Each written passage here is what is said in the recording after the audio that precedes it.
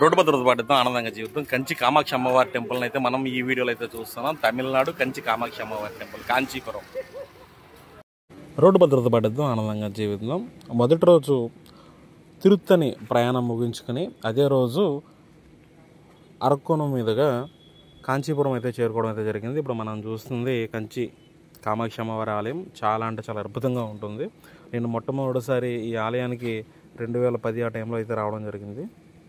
ఆ టైంలో అయితే అభివృద్ధి పనులు అయితే జరగడం అయితే జరుగుతుంది. తర్వాత నేను కొన్నిసార్లు అయితే రావడం జరిగింది. ఇప్పుడైతే అమ్మవారి ఆలయం అయితే చాలా అంటే చాలా అద్భుతంగా అయితే ఉంది. ఆలయం లోపల ఎప్పుడూ అద్భుతంగానే ఉంటుంది, కానీ ఆలయ ప్రాంగణం అనేది కొంచెం అభివృద్ధి పనులు జరిగిన తర్వాత కొంచెం చాలా బాగుంటుంది. అమ్మవారి ఆలయం మనకి ధ్వజస్తంభం ఎదురుగుండా ద్వారం అయితే ఉండదు, పక్క నుంచే ఉంటుంది. ఈ ధ్వజస్తంభం నేరుగా లోపలైతే అమ్మవారు ఉంటారు, కాకపోతే మనకి వెళ్తాక దారి మాత్రం పక్క నుంచి ఉంటుంది. కంచిలో మనం చూడాల్సిన ఆ టెంపుల్స్ నేనైతే ప్రధానంగా 4 టెంపుల్ అయితే చూసాను. అవన్నీ కూడా వరుసగా అయితే నేను ఈ వీడియోలో అయితే చూపిస్తాను. ఫస్ట్గా అయితే కామాక్షి అమ్మవారి ఆలయంలో దర్శనం అయితే చేసుకున్నాము. అమ్మవారి దర్శనం మాత్రం చాలా అంటే చాలా అద్భుతంగా ఉంటుంది. మనం ఎప్పుడు వెళ్ళినా సరే, ఎన్నిసార్లు వెళ్ళినా సరే మరొకసారి దర్శించకుండా బాగుంటుంది అన్నంత విధంగా అయితే మనకి ఇక్కడ అమ్మవారు అయితే మనకు దర్శనం అయితే ఇవ్వడం అయితే జరుగుతుంది. అక్కడ నుంచి మనకి వాకబుల్ డిస్టెన్స్లోనే సుమారు 600 మీటర్ల దూరంలో ఉలగలంద పెరుమాళ్ టెంపుల్ అయితే ఉంటుంది. ఈ ఆలయం వామన స్వామి ఆలయం. ఇక్కడ మన విగ్రహం చూస్తే చాలా అంటే చాలా పెద్దగా ఉంటుంది, గుడి మాత్రం చాలా చిన్నగా ఉంటుంది. విగ్రహం మాత్రం వామనుడు ఒక కాలు ఆకాశానికి ఒక కాలు నేల మీద పెట్టిన ఫోజులు అయితే ఉంటుంది. చాలా పెద్ద విగ్రహం అయితే ఉంటుంది. ఇప్పుడు మనం చూసేదే గర్భగుడి అది. ఆ లోపల అంటే మన లోపలికైతే కెమెరాలు ఎలా ఉండవు కాబట్టి ఇది 108 దివ్య దేశాల్లో ఒక ఆలయంగా మనకి చెప్పుకోవచ్చు. కంచిలో 108 దివ్య దేశాల్లో 4 దివ్య దేశాలు కంచిలోనే ఉండడం అయితే జరుగుతుంది. అంటే అంత గొప్ప క్షేత్రం కంచి. కంచి చుట్టుపక్కల సుమారు 1000 టెంపుళ్ళు పైగా అయితే ఉన్నాయి. మనకి ఓపుకుండాలే కానీ మనం మన కేటాయించుకోవాలి కానీ టైము. కంచిలో చాలా అంటే చాలా టెంపుల్ ఉన్నాయి. ఇప్పుడు మనం వెళ్ళేది ఏకాంబరనాథ్ టెంపుల్, ఏకాంబరేశ్వర టెంపుల్. పంచభూత లింగాల్లో భూమి పృథ్వీ లింగం మాట, అంటే భూమికి ప్రత్యేక పృథ్వీలింగం ఈ ఆలయం. ఈ ఆలయం 25 ఎకరాల్లో విస్తరించబడి ఉంది. చాలా పెద్ద ఆలయాల్లో ఇది ఒకటి, అంటే మన ప్రపంచంలో పెద్ద ఆలయాల్లో ఇది ఒక ఆలయం. ఇక్కడ మనకు వచ్చేటప్పటికి మామిడి చెట్టు కింద అయితే స్వామివారి అయితే వెళ్ళడం జరిగింది. ఇక్కడ ఆలయం ఎంట్రన్స్లో మనకి ఒక మామిడి మాను కనిపిస్తుంది. ఒక మాను అంటే ఒక చెట్టు మాను వయసు 3500 సంవత్సరాలు. అద్భుతంగా అయితే ఈ ఆలయం పరిసరాలు అయితే ఉంటాయి. మనం ఒక మాటలో అయితే చెప్పలేము ఎంత బాగున్నది అని చెప్పని. చాలా అద్భుతమైన ఆలయం ఇది. మన చరిత్ర ఎంత గొప్పది అని చెప్పడానికి ఇక్కడ ఈ ఆలయంలో ఉన్న మామిడి మానే ఒక ఉదాహరణ. ఎందుకంటే 3500 సంవత్సరాల క్రితం అది. చాలామంది అది ఇది అని చెప్పుకుంటారు. మన చరిత్ర మనకి తెలియదు. స్వామివారు వెలిసిన ప్రాంతం ఇదే. ఇక్కడే ఆ మామిడి చెట్టు ఉండేది. ఇప్పుడు ఇది వేరే చెట్టు, దాని తర్వాత వచ్చిన వృక్షం ఇది. అంత పూర్వ వృక్షం అయితే దానికి సంబంధించిన మాను ఇవన్నీ కూడా మనకి గుడి ఎంట్రన్స్లో అయితే ఉంటాయి. చాలా అంటే చాలా అద్భుతంగా చాలా ప్రశాంతంగా అయితే ఆలయం అయితే ఉంటుంది. ఈ లోపల అంతా కూడా మనం ఒక ప్రదక్షిణ వేస్తే మాత్రం చాలా అంటే చాలా బాగుంటుంది. ఇక్కడ మనం మాట్లాడుకున్నాం కదా స్టార్టింగ్లో, మామిడి మాను అయితే మనకు ఉంటుందని చెప్పని. ఇదిగో ఇదే ఆ మామిడి మాను. అమ్మవారు అక్కడ శివలింగాన్ని పట్టుకున్నట్టు ఒక విగ్రహ స్వరూపం అయితే ఉంటుంది. ఇదిగో ఇక్కడ మనం చూస్తుంది. దీని చరిత్ర 3500 సంవత్సరాలకు పైనే. అంటే అంతకన్నా ఎక్కువే తప్పితే కానీ తక్కువ అయితే కాదన్నమాట.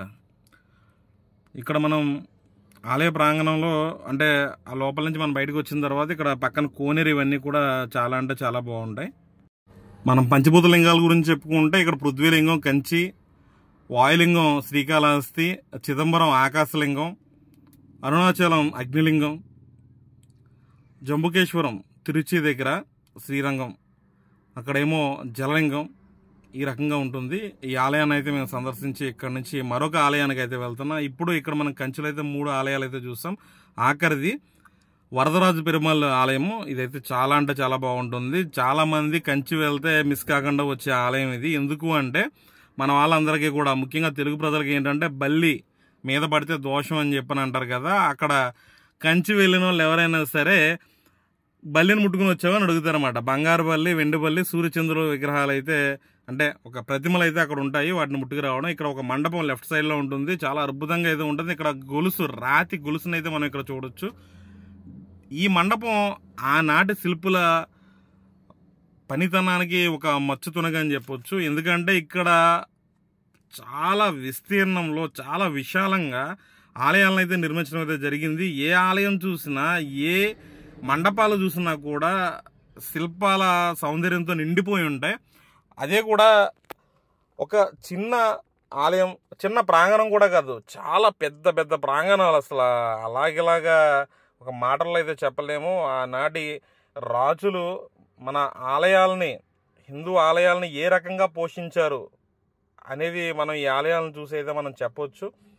మనం ఇప్పుడు లోపలికి వెళ్తే, ఇప్పుడు మనం పైకి అయితే మెట్లు ఎక్కి అయితే రావాలి, వరదరాజ పెరుమాళ్ ఆలయం. ఆ తర్వాత ఇలా ఎక్కొచ్చిన తర్వాత కొంచెం లైన్లో ముందుకు వెళ్ళి వరదరాజ పెరుమాళ్ దర్శనం చేసుకున్న తర్వాత అక్కడ ఆలయం వెనకాల లెఫ్ట్ సైడ్లో మనకి ఉంటుందన్నమాట. ఇప్పుడు వీళ్ళంతా వచ్చిన వాళ్ళంతా కూడా బంగారపల్లి, వెండిపల్లి తాకి వచ్చేవాళ్ళు.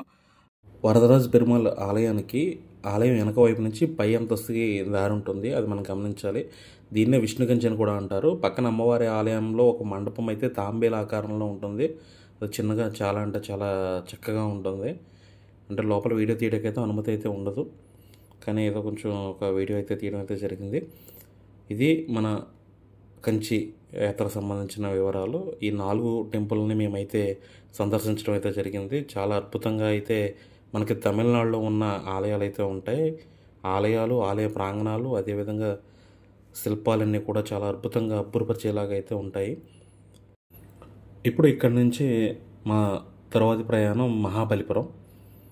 మహాబలిపురంలో మరిన్ని విషయాలు అయితే మనం తర్వాత వీడియోలో అయితే చూద్దాం. ఈ వీడియో మీకు నచ్చిందని అయితే నేను ఆశిస్తున్నాను. మనందరం కూడా రోడ్డు భద్రత పాటిద్దాం, ఆనందంగా జీవిద్దాం. వీడియో నచ్చుంటే లైక్ చేయండి, అదేవిధంగా నా ఛానల్ని సబ్స్క్రైబ్ చేసి బెల్ ఐకాన్ ప్రెస్ చేయండి.